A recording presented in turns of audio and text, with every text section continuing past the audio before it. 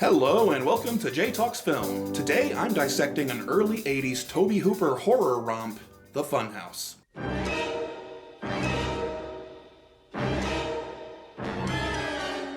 The Funhouse is a largely forgotten film, just something Tobe Hooper did in between Texas Chainsaw and Poltergeist, but it does have its fair share of fans. After Texas Chainsaw, he actually did a movie you may have heard about called Eaten Alive, about a motel owner that's feeding people to his pet alligator.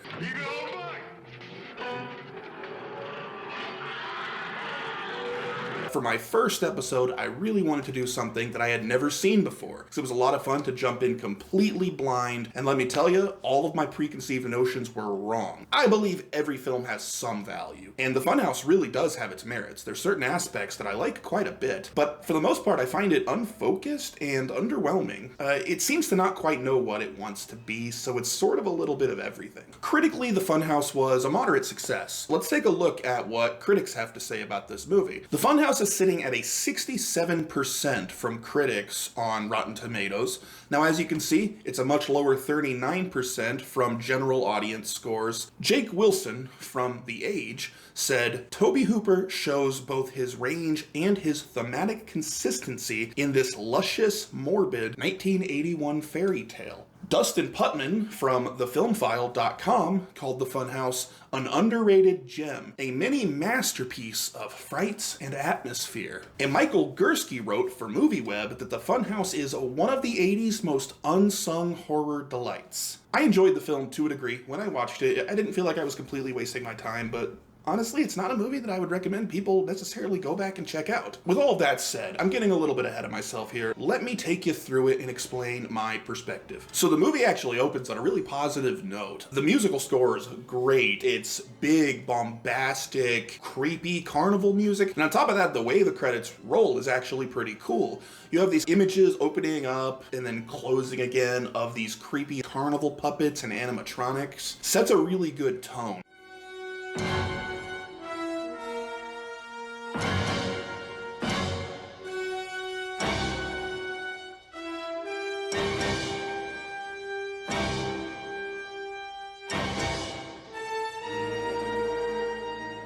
Now, in the first proper scene of the movie, it's just full of what I assume was meant to be respectful homages to other great horror films, paying respect in some way. I'm gonna try to list everything off here, but honestly, I probably even missed some, because that's essentially all the first scene of the movie is, ripping off a bunch of other films. This is clearly a Universal film we're watching. They can use all the old Universal monsters. We've got movie posters of Frankenstein, the Wolfman, Dracula.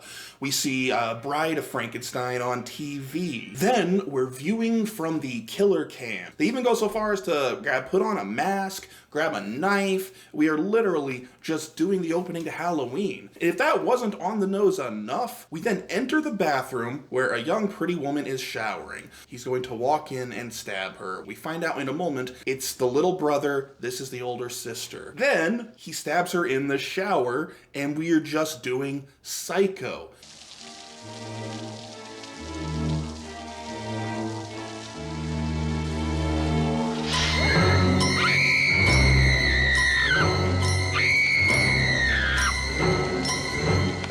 So we are several minutes into this movie now and it has not done a single thing of its own. However, now the film finally starts doing its own thing, and I kind of wish it had just stuck to ripping off its betters. For the next 40 minutes, we don't really get anything that pushes the narrative forward. We meet our characters, but for the most part, it's just a series of loosely connected scenes of a group of teenagers bumbling around an early 80s small town carnival. Like I accidentally fell into a slice of life film rather than a horror film. I think I get what they were going for. They wanted to give the carnival itself real character, and in a way, it is successful. I could even see this being some people's favorite part of the movie if you went in wanting this sort of thing. We see some interesting carnival attractions. We see a two-headed cow, a fortune teller, bumper cars. We see this weird, deformed baby in a jar. I assume this stuff is just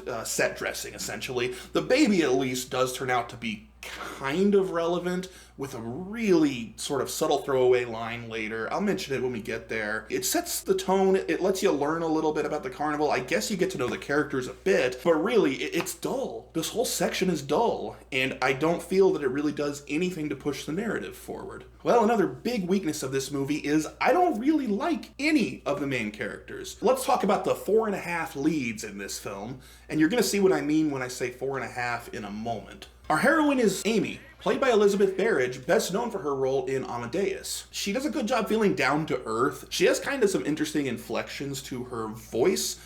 Well, it's the same carnival that went through Fairfield County last year when they had all that trouble. Terrific. Maybe we'll get a little action around here. Terrific? Oh, come on. You're not afraid to go, are you? No, I'm not afraid to go. I just don't feel like it.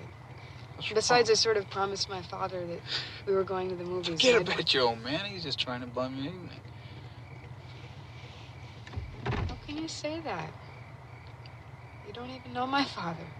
She comes across like a slightly insecure teen girl. She's not perfect. Amy has some flaws that I felt they wrote into her character. She's a bit bratty. That weirdness with her brother pretending to stab her in the shower. Her reaction is huge. She's yelling at this kid till she's red in the face. I'm gonna get even with you. You're not gonna know when or where, but I'm gonna get you so bad you're never gonna forget it! Never! She's not timid in the way that you might expect this type of character to be, so they can like grow into the tough girl that fights back by the end. I like that Amy's not perfect. I enjoyed her flaws. She pouts sometimes. She can be a bit disrespectful. There's this scene where they are all laughing at the fortune teller woman. The woman has to yell at them and kicks them out. They laugh at this stumbling guy in a Frankenstein costume who you kind of have to assume might be mentally challenged in some way. They're just laughing at him. They're not likable people. In a way, that's a little refreshing that it includes Amy, our heroine, that she's the type of person that would laugh at these people, but it does keep me from liking her a lot as a person. With that said, she doesn't leave a huge impression. She's far more useless than your normal heroine. I'll get into the reasons for that later, what I mean by that. Next, we've got Buzz. Buzz is on a first date with Amy. He doesn't really start off giving a great impression. He's kind of disrespectful and rude, saying nasty things about Amy's father, who apparently he's never even met. He's pushy, he's mean, he gets threatening with other characters that are supposedly his friend for almost no reason. Bastard bit me. Come on. What? Bit me. Oh, come on. Look at that. Damn. Asshole. Hey, why don't you call an asshole? Asshole. Les will clean you up. I actually thought Buzz was going to turn out to be, if not the actual villain of the film, at least a bad guy. Liz is Amy's friend. She also comes off as a little pushy and kind of a bitch. So, what about it? Huh? I don't really know how to describe her any further than that because I feel like the screenwriter just forgot to write her a personality.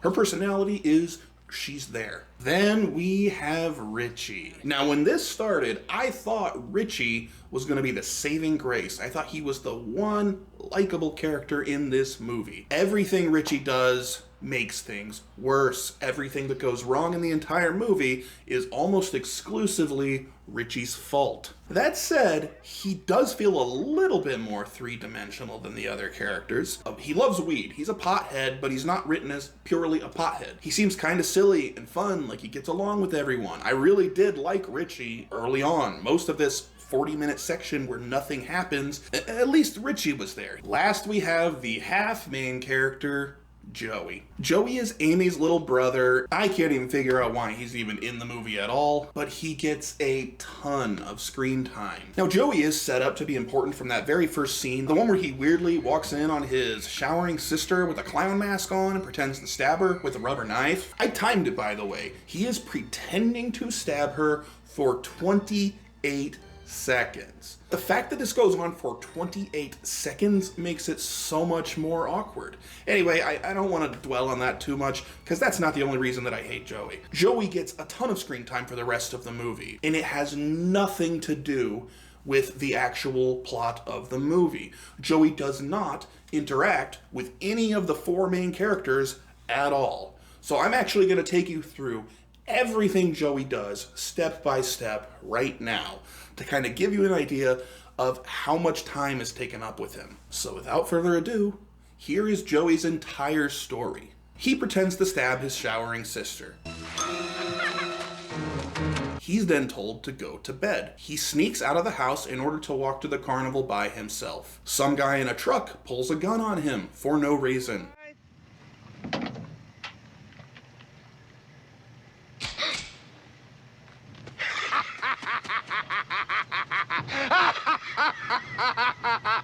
Undeterred, he still walks to the carnival to try and spy on his sister. When he reaches the carnival, he asks about his sister. He rides the merry-go-round. He rides through the Funhouse. He later spots his sister and her date going on the Funhouse ride. He then stands and waits for them to come out. After a long time, they still haven't come out, and he is still waiting. He approaches the Funhouse after the carnival is closing and gets scared by a monster man grabbing at him for no reason.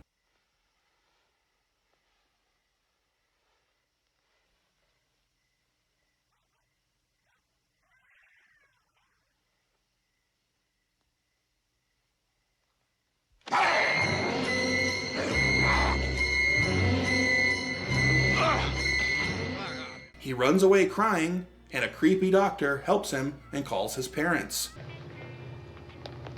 You just see what I had to go through to get your number.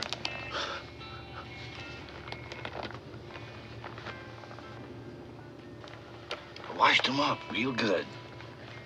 He then goes home with his parents, never bothering to tell them he saw his sister go in the building with a monster and never came out. We do not see Joey or his parents again. Now that I've gone through Joey's story, you see why I can only give him half lead status. He gets a ton of screen time, but it has nothing to do with anything else. You could wholesale cut Joey out of the movie, and if anything, it just makes the movie better. Now that I've taken you through that, I can actually talk about the movie, and I never have to mention Joey again. So now that we're 40 minutes in, we're finally gonna get the actual narrative moving forward. So we start with Richie having a bad idea. He claims that some friends of his once stayed the entire night at a fun house, and that they should do it too. For some reason, the others think that sounds like a great idea. Why would you even want to spend the night in such a horribly uncomfortable place? Now, I get it that they're horny teens, they're looking for a place to hook up, but they have a car. I assume this town has some sort of make-out point. There has to be a place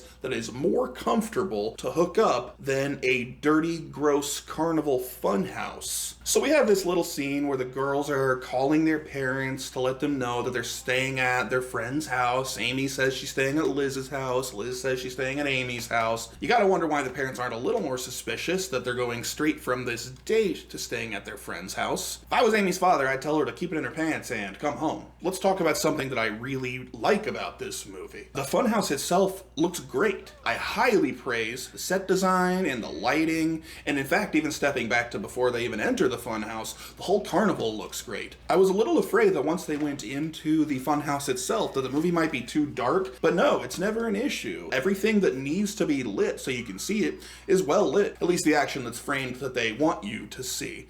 I'll get into it later. I do have a problem with how much stuff happens off screen in this movie, but that's a separate issue. I love the animatronics, I love the decorations, I love all of that. So these are actually the same animatronics that I was praising from the opening credits. They look even better when they're actually in their proper place on the set.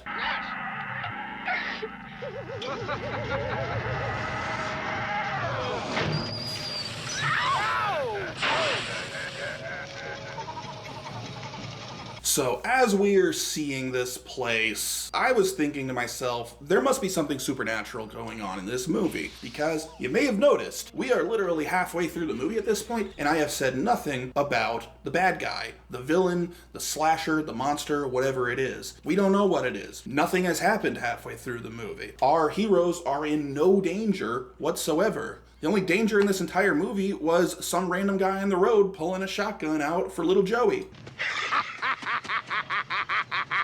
Our heroes have snuck off the ride, they stayed in the fun house, and it's time to hide out and bang like rabbits all night. So somebody hears a sound, and then they decide to go investigate. Now at this point, I have to stop and talk a little bit about the layout of the funhouse itself. It's really hard to wrap your head around the logistics of this place. For some reason, they are on top of another room. Now, I'm not sure if they are on the second floor or if they're looking at a room in a basement, which a basement doesn't make sense either, as you have to assume they move from town to town. They're not going to dig a basement. And I also have to assume a multi-floor building is much, much more work to quickly dismantle and build back up again in the next town. Doesn't make any sense. It does kind of always make me stop and think, like, what is the layout here? They really don't make it clear. So we get into the first really interesting scene in this movie as they are spying through the cracks in the floor, the room below them. The strange man dressed like Frankenstein that we saw earlier and the fortune teller that they disrespected enter the room. And here we find out that clearly the fortune teller is a part-time prostitute. So she actually has him give her $100 for some hanky-panky. Now this is all an interesting scene because we're learning more and more that there's something wrong with this Frankenstein guy. He can't really speak, he just kind of grunts. We see him slobbering through his mask. It's gross, the scene is uncomfortable. I liked it quite a bit. I wish it didn't take half the movie to get to a scene I liked. Gets a little bit awkward. They lay down, she's weirdly aggressive towards him. She obviously does not like this Frankenstein guy. Tells him to take off his pants, and he prematurely ejaculates when she reaches down and is clearly pleasuring him with her hand. He's not thrilled with this. He wants his money back. She refuses, and then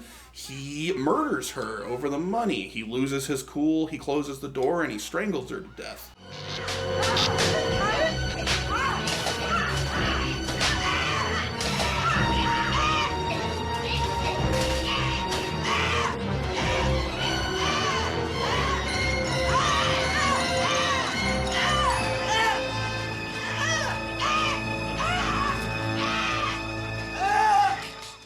After he strangles her, he covers up her body. He seems to clearly be panicking a bit, and he leaves the room. Now, the other important thing in this scene is we see where he pulls his money out from. So technically, there's still no direct danger to our main characters after this scene. No one knows they witnessed the murder. No one knows they're in the funhouse. So they actually make their first good decision of this entire movie and decide to leave. Wouldn't you know it, they get lost, they fumble around a little bit, and then the door they try to leave through is locked. Now Richie's here to help us make more bad decisions. So they accidentally find their way into the room with the dead woman. Richie's going to go in to make sure she's dead, and he goes in by himself. I'm sure he's not doing anything that's going to get them in more trouble. So they discover that the exit is locked. So they need to find another exit, so they head back into the heart of the funhouse. Now, as if I didn't like these characters little enough, they seem to have given up completely on escaping, and they're sort of just sitting around at this point instead of looking for another way out. But this does lead to what is probably my favorite scene in the whole movie, and is definitely my favorite character. Frankenstein comes back into the room with the dead woman, and this time he brings his father with him, who turns out to be the Barker we saw outside of the funhouse. Now, the Barker starts berating his son for killing one of the family this time. You didn't tell me it was Zena, the goddamn fortune teller. You really did it this time, didn't you? You killed one of the family. Damn. I told you, didn't I tell you? I don't care what you do with that dirty business with them locals, but I don't want you doing nothing with our kind. You understand me? So we're implying that this is not the first time something like this has happened. They've got some sort of twisted family mantra where other carnies are off limits. He even says he doesn't care what he does to the locals, but he can't do this to one of the family. Now, clearly this is an abusive father. We see him hitting and yelling at his son. He does eventually calm down, though, and he kind of starts making a plan, like to help cover up this murder. He says they're gonna blame some locals until the father discovers that his money is missing. And his assumption is that his weird son did something. So he starts yelling and screaming, essentially causes his Frankenstein son to just go into a frenzy of like self-harm. He's hitting hitting himself, he's knocking stuff off a shelf. It's a pretty crazy and effective scene. And in the midst of all this self-harm, he tears his mask off, and we finally find out that we're watching a monster movie.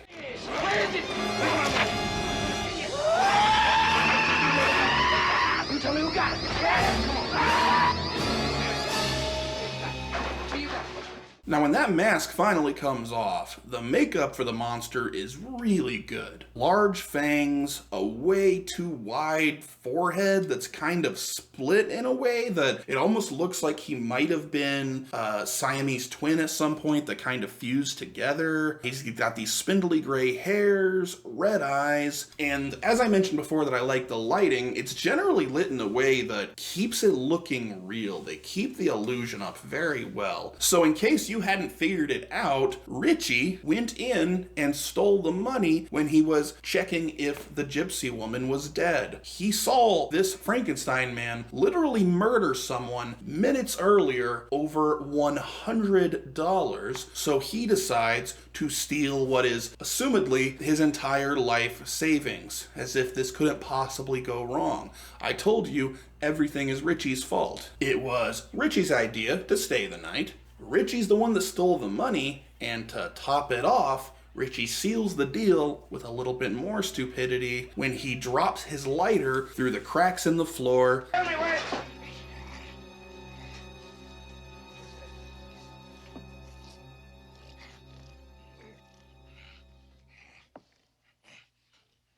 So once Richie drops the lighter, the Barker's demeanor completely changes. Very calm, cool, and collected. Now he knows there's someone else there. Wasn't his son that lost or stole the money. We finally have a threat, and we know what our heroes have to deal with. And I have another issue with the film here. The fact that the main villain is this monster is completely incidental. It would not change the movie in any important ways if it was just a human being. It could be any awkward young man. They witnessed a murder, then they witnessed an attempted cover-up of the murder, and then the killer and an accomplice found out that they're witnesses, and they need to get rid of them. That's really all this is when you break it down. They just happen to make the murderer deformed to make it more scary, I guess. I wish it was a little bit more pertinent to the actual plot, but I suppose that's a minor gripe, because the effects are cool, it looks good. I just think they could have done better there. Now, I'm not trying to go through this whole movie blow by blow. I felt kind of forced to do that for this 10-minute section of film because we are well past the halfway point of this movie. But the previous 10 minutes is where we've gotten 90% of all of the narrative. In the first 45 minutes of the movie, we learned that these teens are going to the carnival on a double date, and then they decide to stay the night in the Funhouse. That's it. You could cut all of that down to 20 minutes. It would completely fix the pacing, and it leaves me mostly bored for the entire first half of this film. Now, in the following 15 minutes, they witnessed a murder, learned they were trapped in the funhouse, stole money from the murderer, witnessed an attempted cover-up of the murder, met the second villain, learned the first murderer is an unstable monster man, and then gave away their presents to the villains so they can now hunt them. Can you see how the pacing's a little bit uneven? So our heroes go back to fumbling around the funhouse, doing nothing productive, and we get one more really good scene between the Barker and his son. I really like the fact that the Barker, brilliantly played by Kevin Conway, the man absolutely stole the film in my opinion. He actually played all three Barkers from earlier in the scenes where they were just wandering around the carnival. He's great, and this scene is probably his best work in the movie. You get a lot deeper into the motivations of this character, and that's something they didn't have to do, but they give us a real look into their lives in this scene. You know, it doesn't make you like him necessarily as a person, it doesn't make you okay with the terrible things he's attempting to do, but it does kind of paint a slightly different picture of why he does what he does.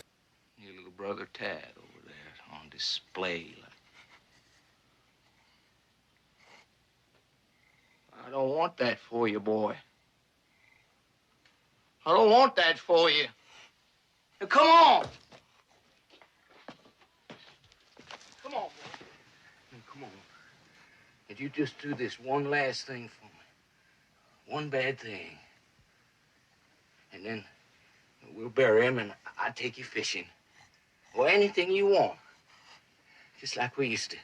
He mentions some of their history a little bit subtly. He alludes to the couple of Girl Scouts his son had killed before. The Barker gets real emotional at one point, saying that he doesn't want him to end up on display like his brother, alluding to that baby in that jar. That stuff's all great. I absolutely love this entire scene. I'm having a good time anytime Kevin Conway is on screen. If he was in it twice as much, I may even like this movie. Now it seems like in the final 20 minutes of this movie, I might finally get the slasher film I thought I signed up for in the first place. And, well, I kind of do. It seems like that was at least their intention. 70 minutes into the film, we finally get our first proper kill. They're sitting around, being scared, and Richie suddenly has a noose drop over his neck, and he's pulled up out of screen. Dies off screen. We don't see it. It would be difficult to be more boring than that.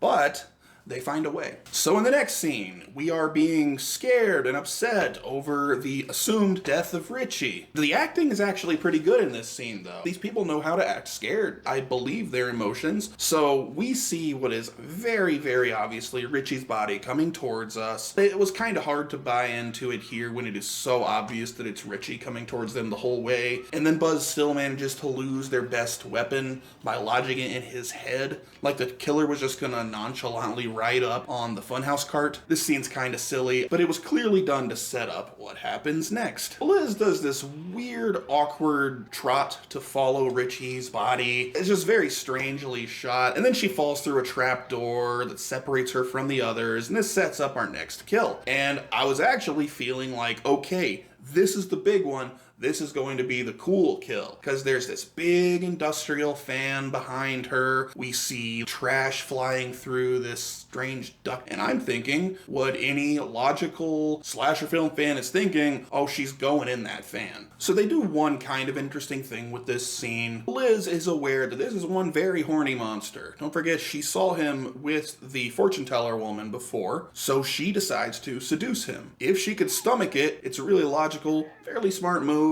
And she's got a little knife hidden behind her. So the monster is absolutely falling for it. Her plan is working. He comes in close, he starts kind of like groping at her and kissing her, if he's capable of kissing, that is. And she Evil Deads him right in the back.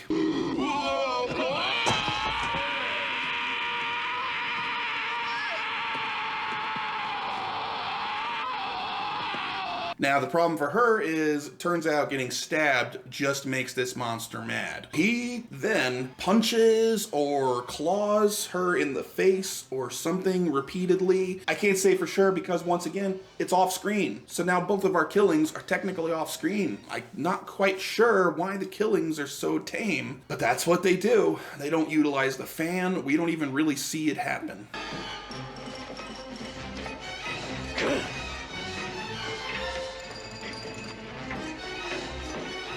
We get a showdown between our two remaining heroes, Amy and Buzz, and the Barker. So this is a good scene because the best character's in it. So we have a little bit of a scuffle between Buzz and the Barker, while Amy does absolutely nothing useful, as always, sits there and screams. Even when the Barker's gun is knocked to the floor, fully loaded, while the two of them are fighting, and there's a bit where it even looks like Buzz is losing that fight, Amy does not grab the gun. Amy does nothing to help. She's just gonna let Buzz get killed there.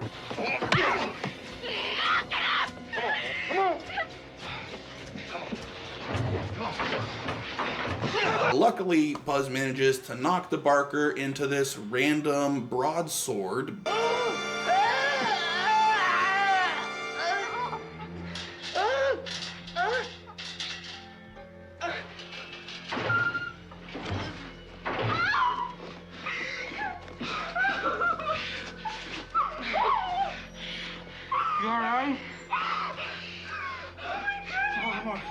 We get a little extra scare where the Barker's not really dead, and Buzz unloads almost all of the bullets from the revolver into him, and I think we can be pretty confident that the Barker's probably dead after the sword and all those gunshot wounds. Now we get to not only the worst kill in this movie, but maybe one of the worst kills in slasher film history. The monster drops from somewhere up above, right between our two survivors. So Amy, being Amy, runs out of the room crying and screaming and leaves Buzz to fend for himself. And the monster and Buzz start going at it. Now we, the viewer, follow Amy. We hear one single gunshot, then nothing for a bit, and then Buzz is dead and on a clown. We have no idea how Buzz died. There's a little bit of blood on his abdomen. I thought at first somehow Buzz got shot and that's what that little bit of blood was, but I would assume there'd be more blood than that if he got killed. And also later, when we see the monster again, I think I see a bullet wound in his shoulder, so I think it implies that Buzz did shoot the monster, just wasn't a fatal wound, and he still got killed somehow. We have no idea how Buzz died. He's just on a clown and dead. We are down to our final girl, and she is no Ellen Ripley. But we do actually get my favorite shot in this movie, where Amy comes running out of this green backlit room, and then you see the gorilla mouth as it closes behind her. I want to reiterate that this movie looks great. That shot itself really stuck with me, and it's probably the thing that stuck with me the most out of this whole movie. We also get a quick scene that reminds me of Evil Dead 2. All the decorations are laughing at her from all sides.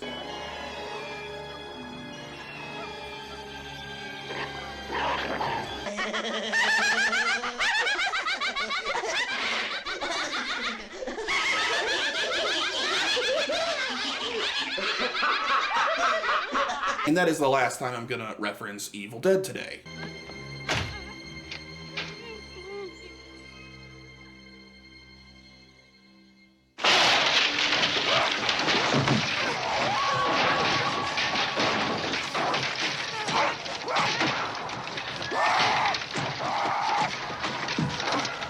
So she finds a hidden compartment that leads to what appears to be some sort of industrial machine shop underneath the Funhouse for some reason. There's all these weird meat hooks on chains circling around on the roof. There's these two huge gears spinning in the middle of the room. I'm sure those aren't going to be important later. It's a really odd room. Definitely the basement. I mean, this is below the room that they were looking down into before. So this Funhouse is 3 stories, at least one of which is a basement level. Makes no sense at all, but I guess it looks kind of cool. It's a decent place for a final showdown, so I'll let it go.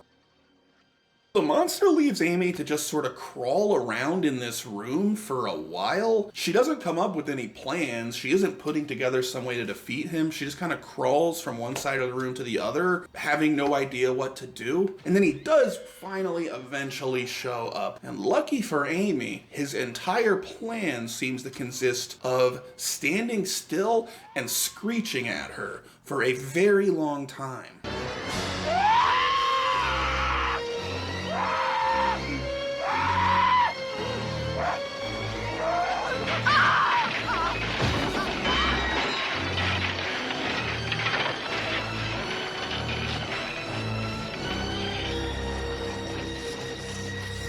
After a good 30 seconds maybe of just kind of screeching, now it's a good screech. It would be scary if you were Amy, but eventually you're kind of waiting for him to do something. She just starts smacking him with a crowbar. Now it's not real effective. She's clearly not hurting him at all. She is not a strong person. She doesn't know how to get good leverage on that swing. She kind of lightly slaps him in the head with the crowbar a couple of times before he decides that's enough and takes it away from her.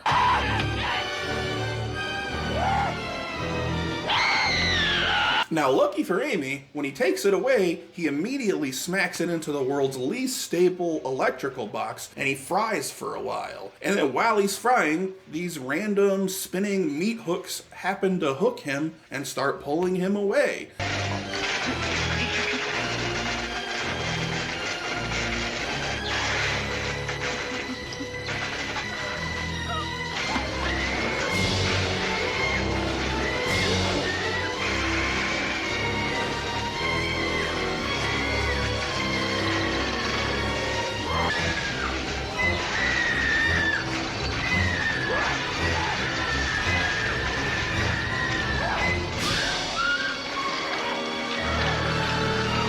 pull him for a little bit, and then they pull him right into those two gigantic spinning gears, which crush him to death right in front of her. But the problem is, she didn't really defeat the villain. He just committed the world's most complicated accidental suicide. The monster of this film goes out more like a victim in a Final Destination movie than the killer in his own movie. So Amy survives, of course, her friends are all dead, and then maybe worst of all, she has to walk barefoot through a disgusting, dirty carnival. Now, I've been pretty negative for a lot of this critique, but at the end of the day, I don't hate this movie at all. In fact, I think on a technical level, it has a lot going for it in terms of shot composition, special effects, lighting, makeup. The acting's fine. The music's really good. There is a lot of good stuff, but it is almost all technical. On the creative side, on the writing, this is really where this movie struggles to me. The pacing is by far the biggest problem. The first 45 minutes, it is purely boring, and it's not that